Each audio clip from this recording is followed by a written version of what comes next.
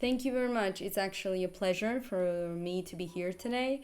As you know, my presentation is going to be about the transcendental subject, a possible non-narrative subjectivity. First of all, I would like to mention just the one sentence that gave me the ground to apply to this year's call, and let's take a look at it. Must we not also recognize that there is a layer in the constitution of the subject, individual and collective, and its world that cannot be reduced to the narrative dimension?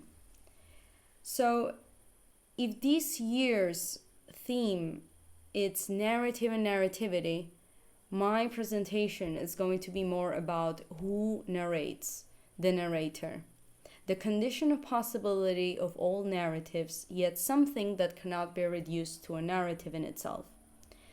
So I can understand that bringing up questions about the transcendental might sound very outdated in our current philosophical panorama, especially after the linguistic turn, the analytic turn, the pragmatic turn, and so on, and overall after the fall of metaphysical thinking. It is not news that we have developed some sort of rejection towards metaphysics, especially towards concepts like universals, essences, or anything just in general that might determine us or fixate us. Maybe that's actually why we prefer stories, because we can always change them. And we dislike metaphysics because metaphysics deals with absolute truths, and absolute truths cannot be changed. And raising questions about subjectivity necessarily involves questions that are metaphysical at the core, whether these are epistemological or ontological. Metaphysics strives to find closing thoughts of ourselves and the world in general, applying fixity to contingency, we can say. And the understanding that we have of subjectivity determines in the end the knowledge that we have of philosophy. And depends on the understanding that we have of subjectivity, we are also determining the understanding that we have of philosophy. But what is transcendental subjectivity? I've been mentioning it but not explaining it in detail. Throughout his life, Edmund Husserl made different claims and pronouncements on the nature of transcendental subjectivity. However, despite the popularization of the work of Husserl in the last century and the rise of phenomenology into contemporary academic contexts, let's say post-colonialism, feminism, etc., a large territory of phenomenological program remains unexplored, if not ignored, because of the new inclinations of academic research, especially after the hermeneutic turn, let's say, in phenomenology itself.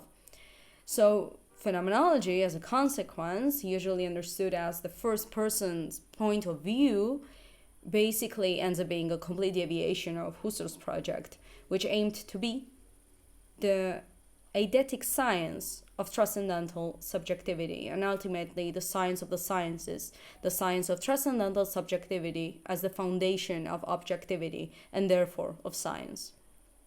Let's take a look at what Husserl writes in The Crisis of the Sciences. He says, no objective science, no psychology, and no philosophy has ever made thematic and thereby actually discovered the realm of the subjective. A realm of something subjective which is completely closed in itself, existing in its own way, functioning in all experiencing, all thinking, all life, thus everywhere inseparably involved, yet it has been held in view, never grasped or understood. So, if we could outline some key concepts or key ideas that define what transcendental subjectivity is, we could say the following. First of all, that it's not the empirical subjectivity. This means that it does not refer to the empirical subject or the psychological subject. It does not belong to the world. It's not a thing in the world or a piece in the world. As Husserl says in his definition of phenomenology in the Britannica Encyclopedia, subjectivism can only be overcome by the most all-embracing and consistent subjectivism, the transcendental. Basically, he's saying that we must overcome the individual, contingent, and concrete subjectivity by ascending to the transcendental realm.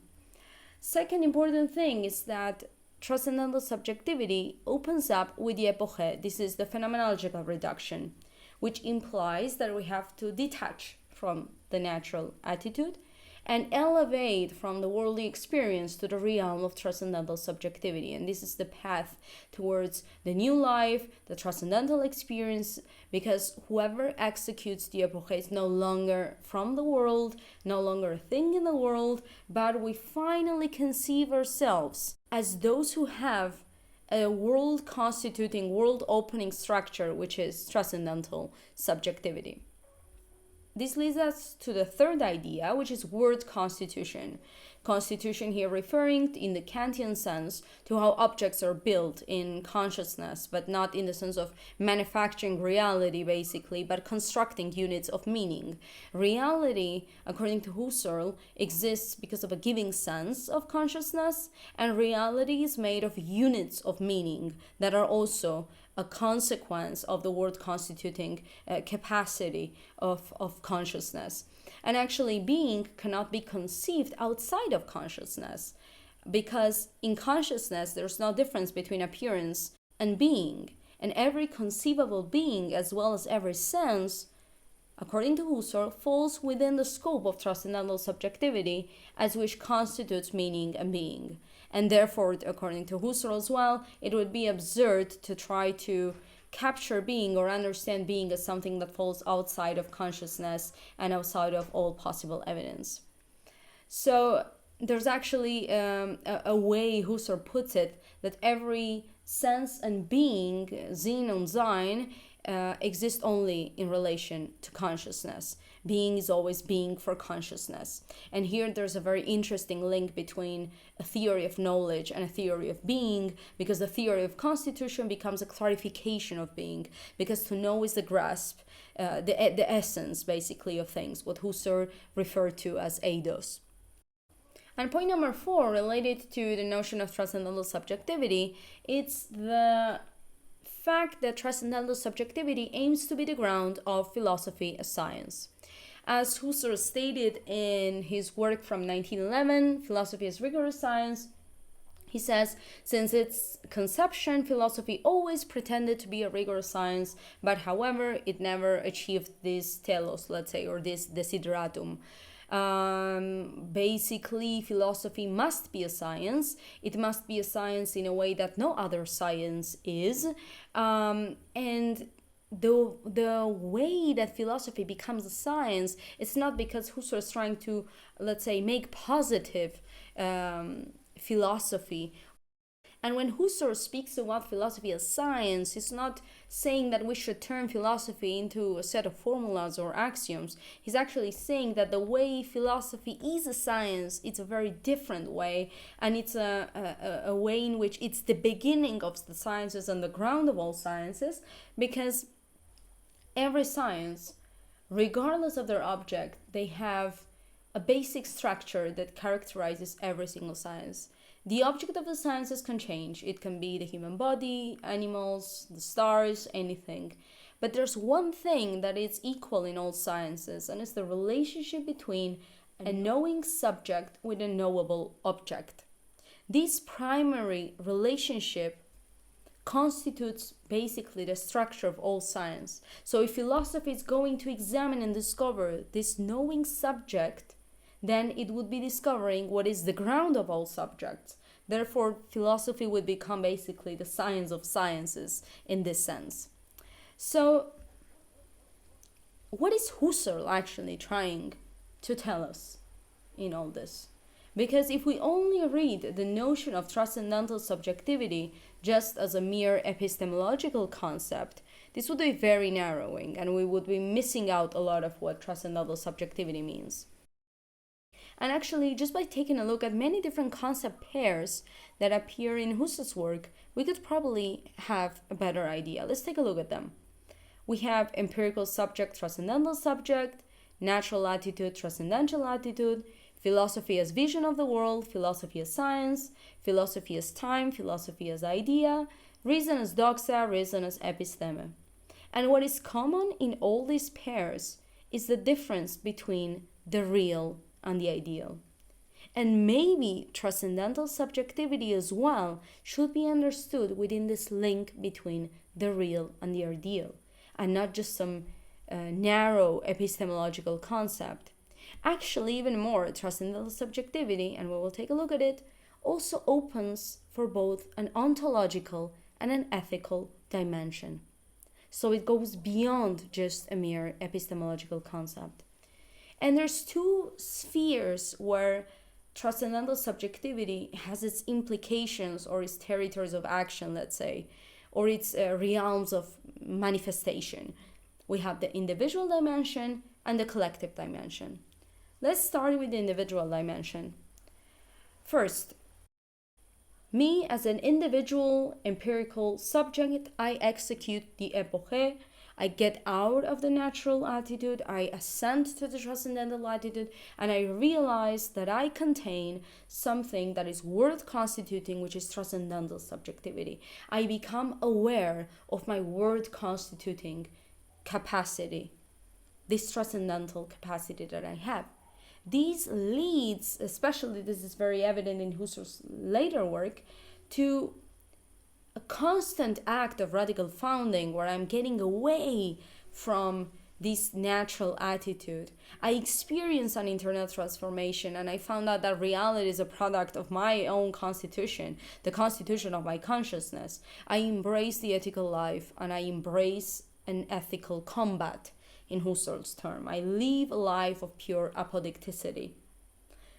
Now, in a collective dimension, we see that, as we said before, transcendental subjectivity is the ground for a philosophy as rigorous science, which was Husserl's attempt to finally, let's say, realize the idea of a philosophy that overcomes these always existing philosophies as mere visions of the world, individual, local, temporal, finite, and building finally a philosophy for all moments and all times, a philosophy that is a set of infinite tasks. This is the starting point for the ethics of philosophy as science, since as Husserl wrote in Philosophy as Rigorous Science, only where there's science there is a possibility of teaching. Here, the philosopher in this big system of infinite tasks, the philosopher is a functioner of humanity, a philosopher of the past, of the present, and the future. He's responsible for the process of renewal and radical founding, as well as for the process of realization of philosophy as an enterprise of infinite tasks. Philosophy is, let's say, the eternal science of unveiling of being, which is constantly going towards this progress of renewal, this process of renewal. For Husserl, only those who can bear the burden of infinity, the uncertainty of it, while being fulfilled with the certainty of the idea, are called to be philosophers, because it means that we're committed to a task that we know we cannot conclude, but we still accept every single day. As Husserl writes in The Crisis, and here we can draw the concrete relationship of transcendental subjectivity and many other realms we mentioned before, the existential, the metaphysical, the ontological. Husserl says in The Crisis, it is the discovery of the necessary and concrete way of being, of absolute subjectivity, of transcendental subjectivity in ultimate sense, in a transcendental life of constant constitution of the world, and correlatively with it, it is the new discovery of the world that is, whose sense of being is constituted transcendentally, results in a new meaning for that which, in the previous levels, world and truth of the world was called knowledge of the world. But precisely for this reason, it also gives a new meaning to human existence, to its existence in the space and temporally given world previously, to its existence as self-objectivation of transcendental subjectivity and its being, of its constituent life. And as a further consequence, it results in the ultimate self-understanding of man as responsible for his own human being, for his self-understanding as being that is called a life of apodicticity. So, basically, if we focus on three main parts of this big paragraph, we will see three main ideas. Let's take a look at that. The first part is the discovery of transcendental subjectivity as a world constituting structure. This is number one. So I discovered that transcendental subjectivity is world constituting. This opens for a new meaning of the world and of human existence. This is part number two. And part number three, as a further consequence, this results in an ultimate self-understanding as responsibles for our own being. For self-understanding as being what Husserl calls to life in apodicticity. So first, I discovered transcendental subjectivity as world constituting. Second, this opens for a complete new meaning of the world and of existence. And third, this leads me to act in a very new way, a life of apodicticity, where I take complete responsibility for my life. This is another way of saying that knowledge of subjectivity leads to experience of subjectivity, and therefore of ethics of subjectivity. And what's very interesting, and I will share it with you, is that something that I have noticed when teaching philosophy is that the teaching of certain themes creates certain types of effects, basically. And this includes the teaching of transcendental subjectivity. That specifically in the laboratories that I've been teaching for almost 2 years, laboratories in subjectivity, there seems to be a common thread or something that pops up very often in students. There seems to be a link between precisely the knowledge of subjectivity that opens for an experience of subjectivity and finally leads to ethics of subjectivity. This is the possibility of acting upon that subjectivity. So this can suggest that the way we study subjectivity is also a key component, not only when building a science of subjectivity, but also in a process of individual transformation that results from the process of self-reflection and self-knowledge that are triggered precisely in philosophical activity. What is transformed is our understanding of ourselves and our place in the world, which derives from a deep consciousness about the world constituting world-opening faculty of consciousness itself.